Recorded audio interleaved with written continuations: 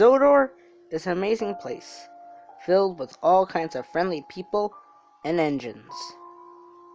Also, there's been a lot of famous railways on this island, one of them being the infamous Mid Sodor Railway that served from 1897 to 1947.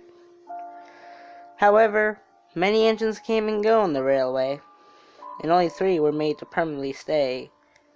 2 such engines would be sent to the aluminium quarry. 1 engine received a more hurtful fate.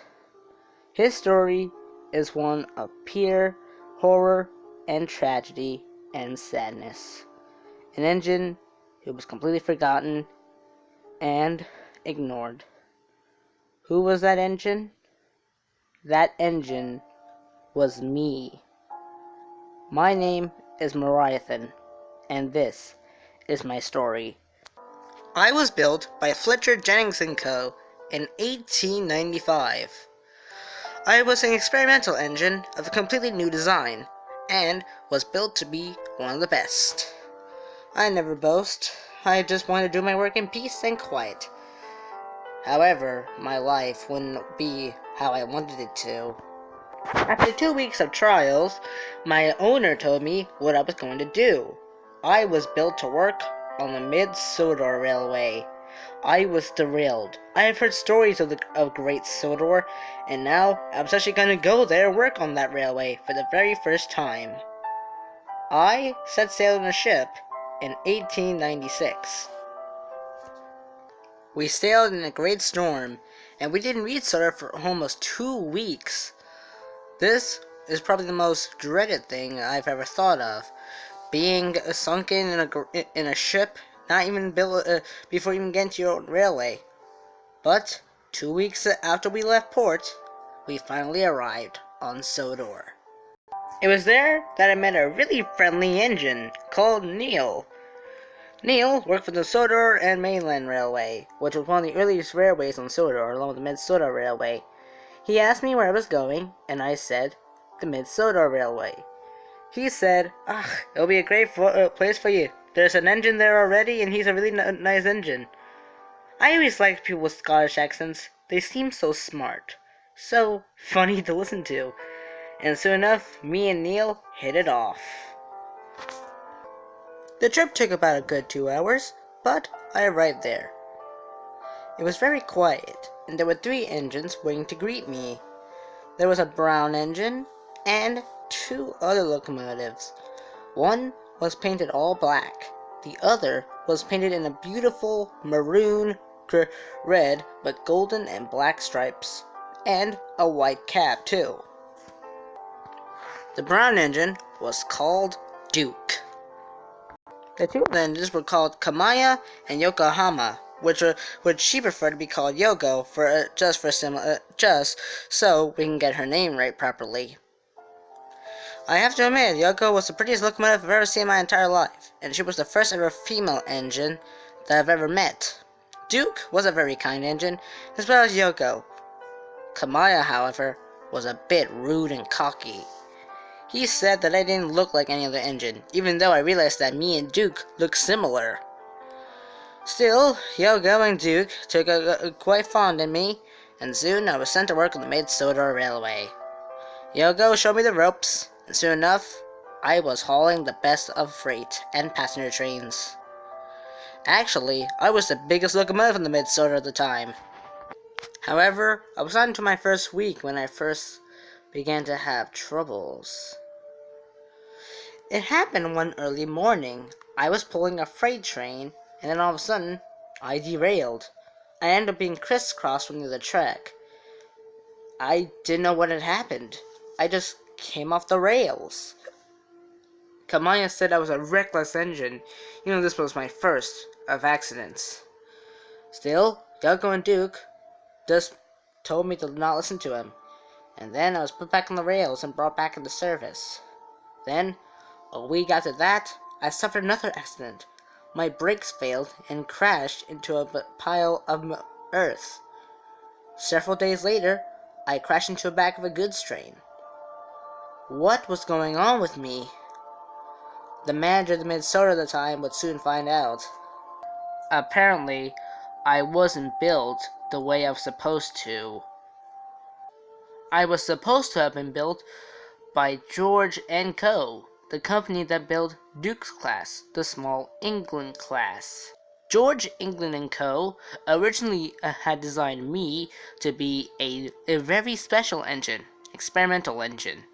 An engine that would be similar to the small England class, but better in every way. My class was supposed to become the gigantic England class. However, the owner at the time thought my construction was too costly, and so, to avoid extra money to be paid off to build me, he sent whatever was made of me over to Fletcher Jennings & Co. There, I was reassembled into an 060 tank engine. I was the only ever 060 tank engine on the Mid Sodor Railway. And dear God, how many problems it gave me. I was furious by this. They had built me from a different company, a company who didn't want to build an engine that would cost too much. Still, I did my work. I was known as Mariahthan. My number was 12, and I was painted all black with white lining. Some of the Yoko's paint scheme in some kind of way. I was similar to Duke, except for the tender, which I didn't have. I was only in a large version of his boiler, and was the only 060 engine on the Mid Sodor. We soon met a whole lot of new other engines. There were Albert, Connor, Crimson, Jim, Tim, Jennings, John, Stanley. Ugh. Trust me, Stanley and Smudger were one of the worst engines I've ever met. They were rude and quite cocky. Smudger I did understand, though, because he was built the wrong way, just like me, and he suffered from a few wrecks. However, they both suffered the same fate. Stanley was turned to a pumping engine. Smudger was turned to a generator. I was horrified by this, and I wanted the same thing to happen to me. So, I just tried my best to do my work. Then, they happened yet again. In 1900, I nearly crashed into the back of a passenger train. The passengers liked me at first, but as my wrecks continued to occur, they began to think less and less of me, as if I was just a nuisance. I was completely horrified that I was being betrayed in such a way. All I really wanted to do was become a really useful engine. My accidents kept occurring, all because of my stupid, gigantic England-class design. Kamaya was the worst. He refused to help me back on the tracks and help me with my trains. He said I was a disgrace to the railway, something that needed to be put down, to be sent for scrap. I've never felt so threatened in my life. Duke and Yoko were the only engines that kept me going, especially Yoko, who I eventually grew up to have a crush on. I didn't tell her this. I was far too shy to admit it. Now, think about it, I wish I did. I had served well with the trains. My accidents kept occurring, though, worse and worse. Many of the engines thought I was just a reckless nuisance, something that didn't even bother attention. I really wanted the attention, though. I just wanted to have company, just to have friends. Then, in 1918, slowly after the end of World War I, we got 2 new engines. Now before I go any further, in World War I wasn't used as much for the ammunition trains, as my manager did knew about my effects, and so, instead of putting munition trains like Kamaya and Yoko and Duke, I was put on solo goods work and shunting. I didn't mind it, though. I knew why it was happening. It was because of my design failness. These 2 new engines we got in 1918 were of two special needs. One for passenger service, one for freight uses, and sometimes both. Their names would be Stewart and Falcon. Those 2 were a bit cheeky and mischievous at times, but I grew a liking to them, as I did many of the other engines. All they wanted to do was become really useful engines, and I taught them the ropes of how it was to be a really useful engine. Still, Kamaya was the only engine that actually gave me problems. He even spread threats about me, saying if I wrecked again, I would be scrapped. But every time I wrecked, I didn't get scrapped. The manager kept bringing me back in the service. Why? Why, if Kamaya wanted me gone, the manager bring me back in the service? I didn't understand it. Throughout the 1920s, I would also suffer serious accidents. For some reason, however, Yoko still lent on to me. She kept saying I was the best engine on the line. It really touched me. Then in 1929, we met another engine, an engine called Andrew. Andrew was an engine solely built to run special freight trains from our railway to the Skarloey Railway and back again. He was a really shy engine, didn't talk much. He had a girl's voice, which was often kind of weird, but I have to admit he was actually quite friendly. However, all changed on March 25th, 1929. Andrew had only been working on the line for almost 2 months when he disappeared. I last saw him leaving to take a goods train of four trucks to the Skarloey Railway. He had been supposed to be back by the next day. He never returned. The next day, we would all learn what really happened. Andrew had apparently fallen off the old iron bridge. The bridge was the most dangerous on the line at that time. It had no railings. Even if I ran across it, me being the longest of the engines, I was still at risk to wreck on it. I'm pretty surprised that even though I wrecked on several other lines, I didn't wreck on the bridge. However, we all saw him as a ghost. I always believed in ghosts, and I saw him one night. I was taking a train down from the old iron bridge. I was halfway across when I saw him. A ghostly mist appeared, and there was Andrew, looking at me. He didn't say anything at first, but he did say something. Watch out. Your death will come. Please, be careful. And he disappeared into the night. I couldn't sleep that night. I was wondering what the heck Andrew had said. In 1930, I would suffer my worst accident yet at that time. I was carrying a passenger train where, from some unknown reason, I came off the rails and crashed near Krasny Kern. 12 people were killed in the accident. It was one of the worst train wrecks in the Mid Sodor Railway's history at that time. At this point, Kamaya swore that I need to be put off the tracks. Yoko shut him up, however, by saying I was still a really useful engine. I was only just an engine because of my problems. I never felt so hurt in my life. I was put back in the service. However, there was one man that didn't like me. A man who had hated the Mid Sodor Railway was Carl D. Richardson. Mr. Richardson was a man of ultimate greed. He had always wanted to take over the Mid Sodor Railway and used to make more money. He didn't want any of us engines in his way, especially me. Then one day, it happened. One day, I was carrying a train of passengers and freight to the Mid Sodor Railway station.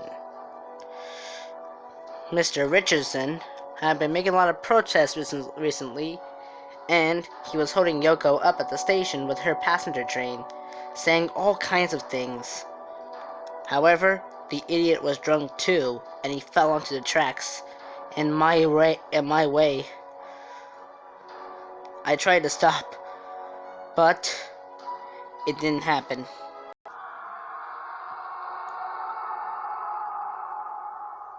Richardson was killed instantly. Nothing was left of his body when I had time to stop. I had never felt so guilty in my entire life. Even though I hated the man, I had killed someone. He will be one of many victims I would kill in my life, by accidents. It was then at this time that I decided what was best. I asked the manager, myself, to take me off the trains. The manager protested, saying I was still a good engine. I said no, as saying I would even cause more trouble. And so it was decided. I would be taken off the rails in May of 1934. There I stood for 10 years. I was put in a shed at the Mid Sodor Railway, and I stood there for 10 years. I only wanted to be left alone. Still, Yoko visited me on a regular basis. Kamaya, however, still thought I was useless. Duke, Stuart, Falcon, and Atlas were engines that actually appreciated my work. They were surprised at my decision, but they knew it was the best for me, and so they were visiting me on a regular basis. Cold days would come by, and I stood there, rusting in the shed. Though I was still kept in pristine condition, in any case I would be brought back to service. One man thought otherwise. He was Jeremy Richardson, Carl D. Richardson's oldest brother. He was absolutely enraged of his brother's death and placed it solely on me. At that time, I had killed nearly over 20 people in my life. Mr. Richardson said that I was a disgrace to the railway and said to scrap me. He even one time went to my shed and yelled profanities at me. Deep inside, I was enraged that someone would even speak to me like that. At night, I would have dreaded nightmares of traveling along an old dirty track, and horrified versions of Yoko and Kamaya yelling at me, screaming words like, "You're a disgrace to this railway," and such. I was scared, even though Yoko even tried to be the best calm she was towards me. I didn't tell her what I could think of her, as my crush, and one of my nightmares that I've had in my dreams. Then one day, a body was found near my shed. The body turned out to be that of Jeremy Richardson. It seemed that he had been run over by a train, even though his body was found by the side of the shed.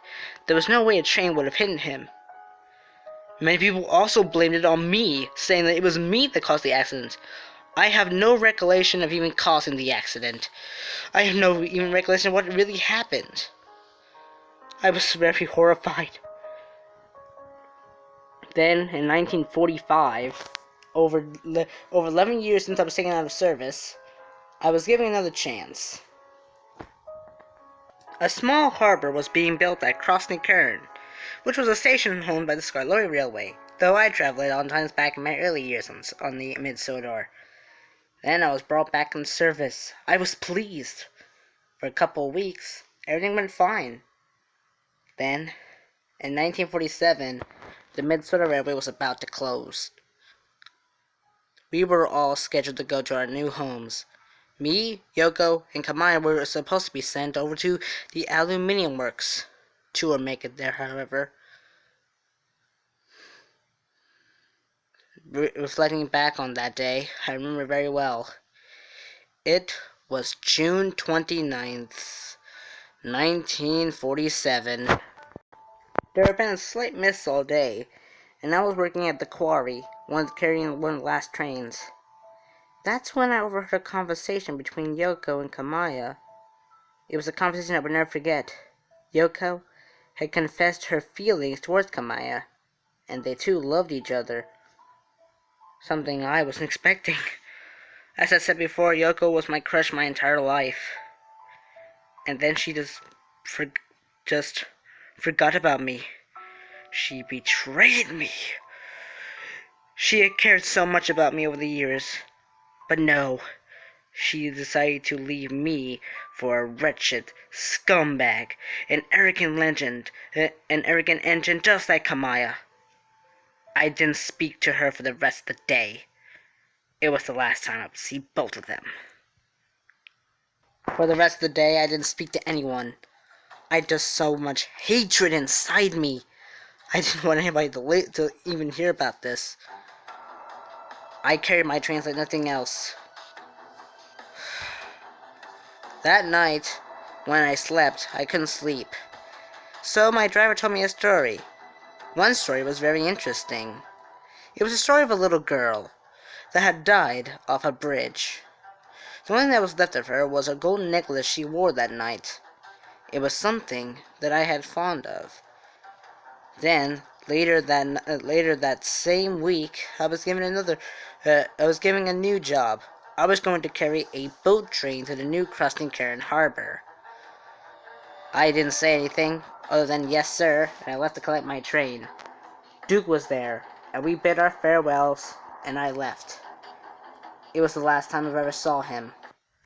I arrived at the station and collected my train. I forgot to mention at this point I was the only engine that to be numbered by the Mid Sodor Railway. However, people didn't even care. When they saw me, they only looked at me in disgrace. I didn't care, however. I just wanted to get the job over with. Still, I just wanted to do my best. That's what I've been trying to do for so many years. No one cared about me. But on this night, things would change forever. It was July 4th, 1947. The guard blew his whistle, and I left, pulling my 3 coaches and 1 brake van. The night was quiet. I chuffed up the hill and over it. The hill was not so steep as it was back then.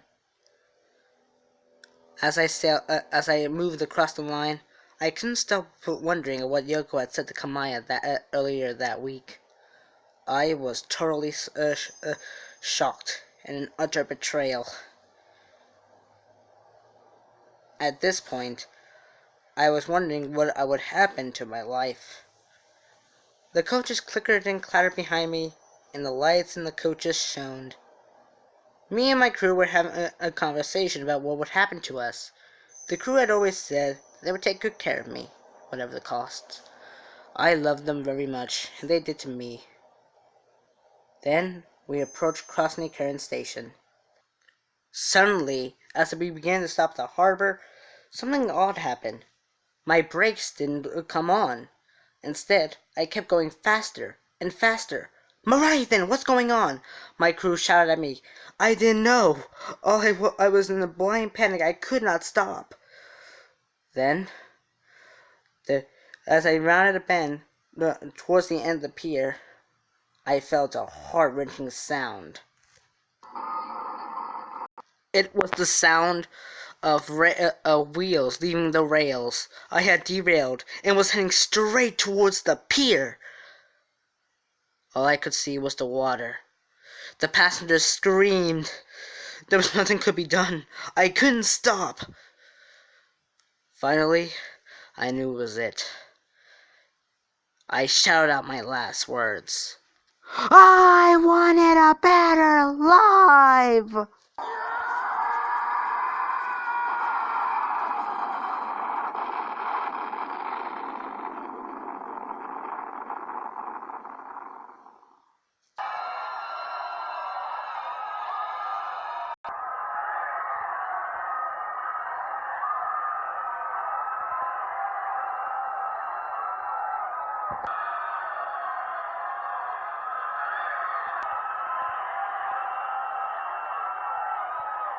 I was dead before I even touched the water.